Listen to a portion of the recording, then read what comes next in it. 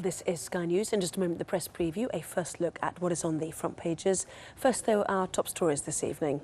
The fiancé of children's author Helen Bailey has been found guilty of murdering her for her money.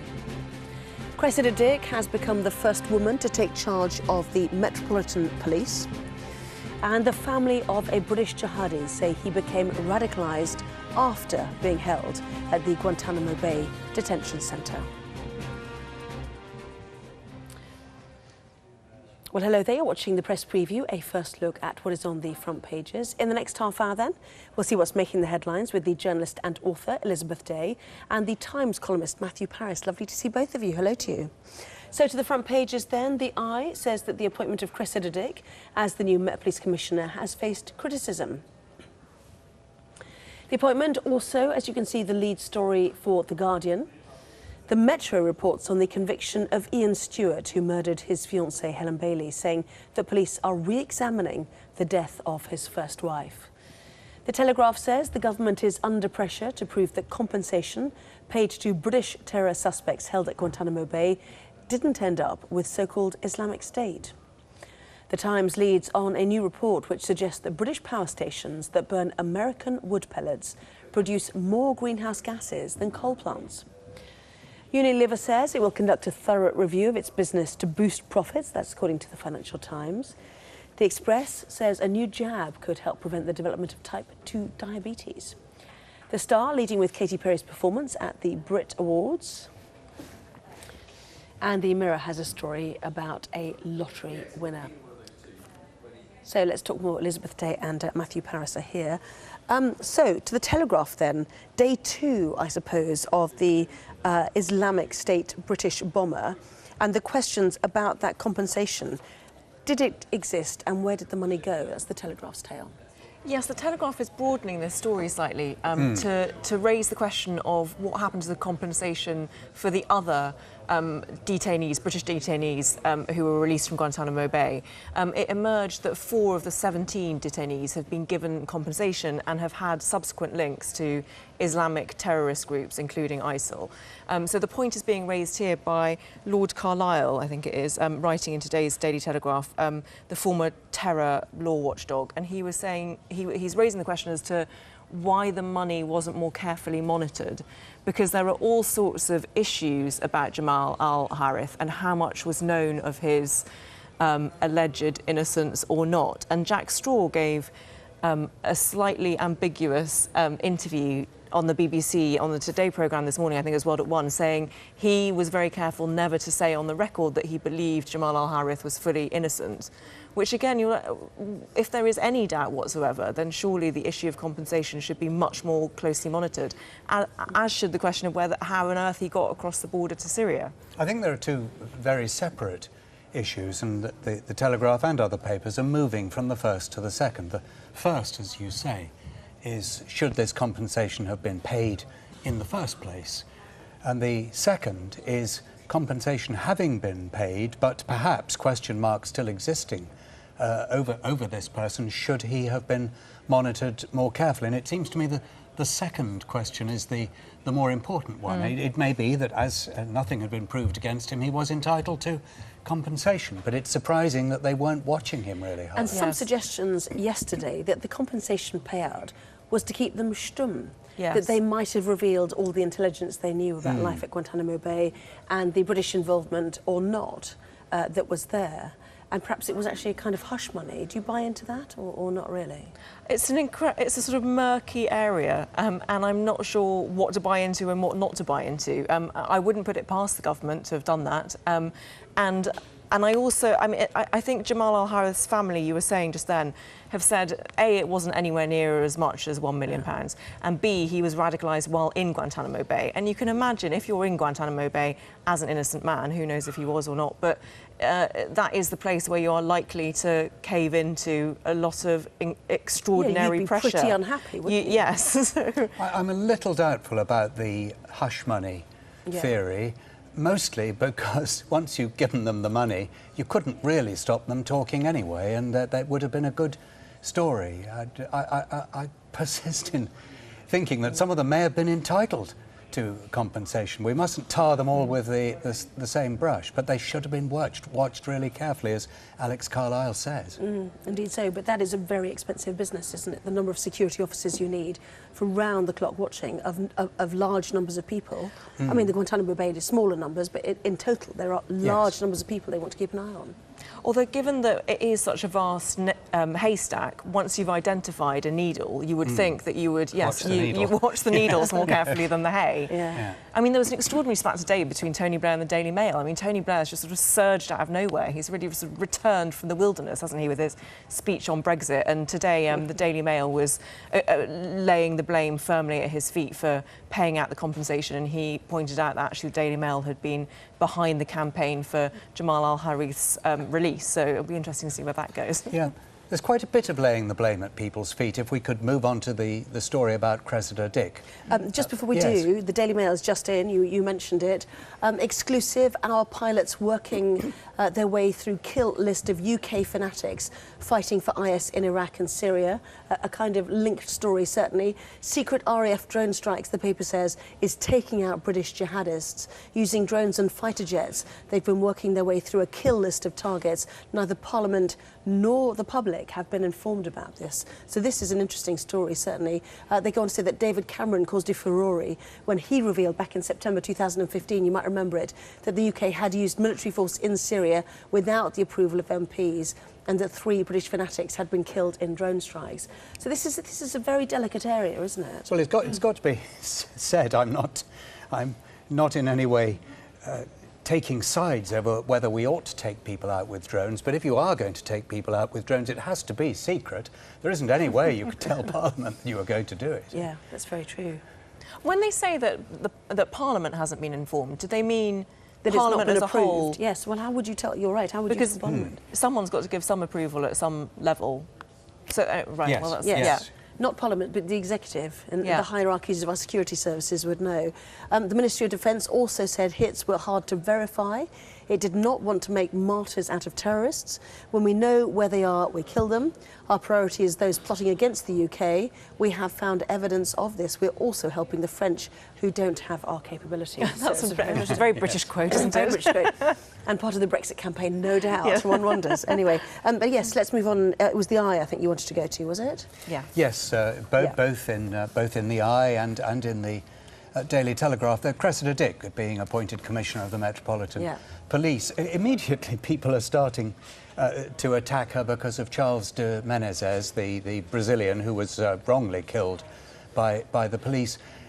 You do need to know, and I don't know, and I don't recall from when the whole incident happened, whether she was simply at the helm. Well, she was at the helm, but being at the helm doesn't necessarily mean that she was taking a hour by hour, minute by minute part in the actual dealing at Stockwell Tube Station. So I thought she'd been cleared of that specific Well, point, I thought she had too, I must say. So simply to use headlines like "at the helm," which the papers are now doing, seems to me a little bit unfair. She was Gold Commander, I think, wasn't she? There's Yes. The Guardian also on this story. A former counter-terror chief makes comeback to lead UK's biggest force. Making a comeback implies that she had done something wrong as well, of course, doesn't it? What do you think about this role? I think it's fantastic news. I'm thrilled to see it. And it means that I think it's 4 of the biggest roles in policing and security are now occupied by women. We've got Cressida Dick at the helm of the Met Police.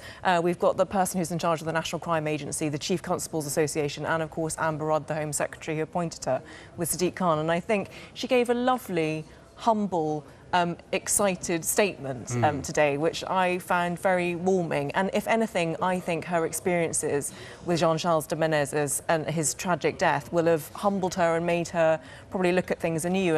And she was, by all accounts, the strongest candidate out of a very strong field. So I think it's great news. I think it's interesting, as Matthew was saying, that the front page of The Eye has chosen to focus on the fact that on her first day of the job she's been attacked, and I think The Eye is trying so hard not to be sexist that they've actually ended up sort of being a bit sexist by saying first woman in top police job attacked on day one. Anybody would have been. Anybody would have been attacked, yes. It doesn't matter Mm. that she's a woman, and to suggest that it was And somehow Bernard, related. in terms of the firearms use, Bernard Hogenhow, the outgoing commissioner, made a real point, didn't he, in his final week, saying that the incidence of the wrong use of firearms is almost minimal in the Met Police, and trying to reiterate that.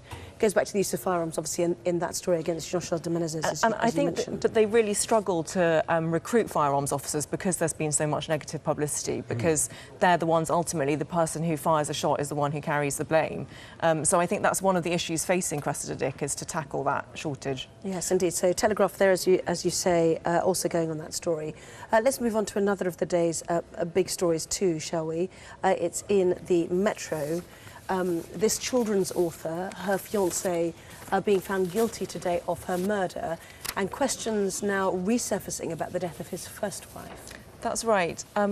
This is such an appalling and traumatic story for everyone involved. Helen Bailey, an incredibly successful author, I think she'd written 23 best-selling books, and she met her fiancé, Stuart Bailey, on a bereavement group on Facebook because her first husband had died while drowning in Barbados. So they were brought together in these unlikely circumstances, and now he's been convicted of the most appalling murder, feeding her sleeping pills for weeks before her death, smothering her and burying her remains in a cesspit along with her pet dog Boris. I mean, it's horrific. And now, yes, it's emerged that his first wife also died, and apparently neighbours and family were very surprised at the time because she was a very fit person and very active, and she died suddenly of an unexplained epileptic fit. And she'd been on the phone to her allegedly. mother saying, I don't know why I'm so tired every afternoon. So there'd been, There you know, does the seem to be a symptoms. build-up. Yes, the Yes. build-up of this. It's a gripping and gruesome story, and executed over such a long period, slowly weakening her with too many sedatives, and until she was too weak really to know what she was doing. And the Times does a double-page spread on the same Yes, very story. well. I mean, they're doing some great double-page Yes, spreads, the yeah. Times, aren't they? And apparently she loved him right up to the very last. She probably became more and more dependent upon him Yes. as she became weaker and weaker. Yeah, Well, and she planning her rewrote, wedding, wasn't she? and she rewrote her will to include him, which... It's one of those awful stories that in a way you want to block your ears and hide your eyes, and in a way you know everybody is going to be reading. This one will not be forgotten for a long No, time. indeed so. Very quickly, the Mirror, from rags to 14 million lotto riches. Interesting front page for the Daily Mirror. You think they're waiting to do something else, don't you, Matthew, in all your great newspaper wisdom? Well, I don't have great newspaper wisdom, but there must You're too Great honest. newspaper experience. there must be more to put on your front page than this particular lottery But this is the story. first time she has finally admitted that she's pregnant. Cheryl, I forget her surname. Oh, sorry, now. yes. Cheryl, Cheryl Cole, no, Cheryl Which one she's gone Fernandez back to? Vicini. Or She Cheryl. stayed on that one? Who knows? Who Cheryl is she? Tweedy. No, honestly, who is she? She was in Oh, Girls she's gone for a Aloud. single She was in name. Girls Oh, Aloud. really? Yes. She's now dating apparently Liam Payne of One Oh, is he? Direction fame. One Direction, yes. and she's now expecting his baby. It's revealed. Finally Thank you so revealed. much. Yes, indeed so. I'll leave the intelligent stuff to you, and I'll Yes, fill you in on indeed. showbiz gossip. The intelligent stuff, including the fact that millennials don't like marmalade. Is Oh, it on that's its a way out? terrible story. That might be for you. Back in a moment. Matthew, you're on. He's doing his shoes up. I apologise. Welcome back to the Press Preview. We are joined this evening, by Elizabeth Day and Matthew Paris. Shoes okay? Choose fine. Good. Right, let's go to your paper, shall we? This is about wood pellets that have been brought over from America. It sounds bizarre already, doesn't it? But what's the story? Well, the story is that wood pellets produce more carbon dioxide than coal does. That isn't actually the point. The point is that wood pellets are made from wood from trees that have been grown, and while a tree is growing, it takes in carbon dioxide, and then when you burn it, it gives out carbon dioxide. It doesn't give out more than it takes in. That's what's meant by sustainable.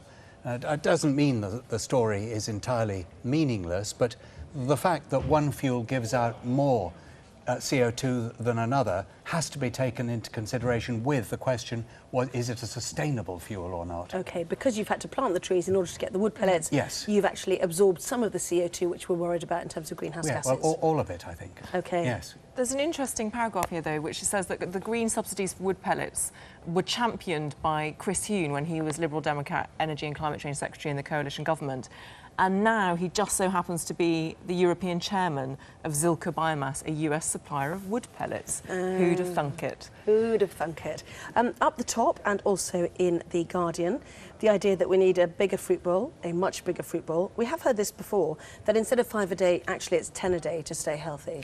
It's just exhausting keeping track of everything I should be eating. Superfoods, cauliflowers, broccoli, matcha, green tea. But yes, apparently we should be eating 10 a day if we want to live longer, not just 5 a day. And particularly cauliflowers and yellow vegetables, I think. Can you assist me on this? Is 10 apples 10, or is 10 apples only 1 because they're all apples? Oh, that's such a really good question. sweet. It's like a philosophical... Yes. Also, Should we get to the marmalade now? I mean, if I just have a double helping of potatoes or peas or whatever No, potatoes wouldn't count. Not potatoes? And I think apples would be too sweet. Oh. It's very, as I say, it's incredibly confusing. But it We'll would come count back in the as second 10, half. apart from the sweetness issue, wouldn't it? Yeah. Anyway, we'll move on. Where are we going now? Marmalade? Marmalade. Oh, I can go to marmalade, but let's go via NASA, shall we? Which is right up the top. Yes. Now, this is absolutely amazing. The only problem is, they say it's near, but it's still a massive distance away, isn't it? 7 planets, 3 of which they think have the conditions like Earth, and the temperature range, which is really vital. The main thing is water. And unfrozen water. Yeah. And in unfrozen water, which is, as you say, within that temperature range, exists the possibilities of life. And I just find this kind of stuff really exciting. Someone was putting it to me the other day. It's one of those truisms that, though a truism, somehow seems significant. We are either alone in the universe, or we are not alone in the universe. Either possibility is equally kind of spine-tingling. See, I see it So differently. right, yes. It's not just about aliens, it's about escaping to another planet when this one ceases to function for us, Once we've or messed our it up. sun begins to die. Yeah. But this is still 39 million, It's 40 light years away. 40 light years away, which is 40 million years away. I mean, I'm just impressed that Yes. But once we Either can way, travel it'll at take the a long speed of light, time you to could get be there. there. Yes, in it's gonna be 40 years. fine. I'd probably die on the way. But Shall we get to the beloved marmalade story? Oh, yes. Which I have to Yes. say I do prefer over jam, but there we are. But That's because you're not a millennial, No, and I don't I'm mean to so be not a rude. millennial. I am not a millennial either, but apparently millennials are disdainfully turning away from marmalade. Well, this is marmalade awful. because Look, they don't like bits. only 1% of those who bought marmalade in the past year were aged under 28. So kids are just not buying marmalade. we need to switch the bake-off into Seville marmalade making come January, don't we, really? Very quick word on the Brits. Katy Perry criticising the friendship between Theresa May and Donald Trump via this. I watched this actually just before I came out, and I didn't register that it was Trump and Theresa May. Embarrassingly, I was focused No. on the Look at the suit, on the her wobbly suit. houses. No, you're absolutely right. The Daily Star is correct. It is, but she also had these dancing houses in the background that I was more focused on. Ridiculously, I'm not a very good news So you were journalist, am I? distracted. The political message was lost on you. Good to have you in. Both of you, thank you very much Thank indeed. you. Elizabeth Day, Matthew Paris, as ever, thank you.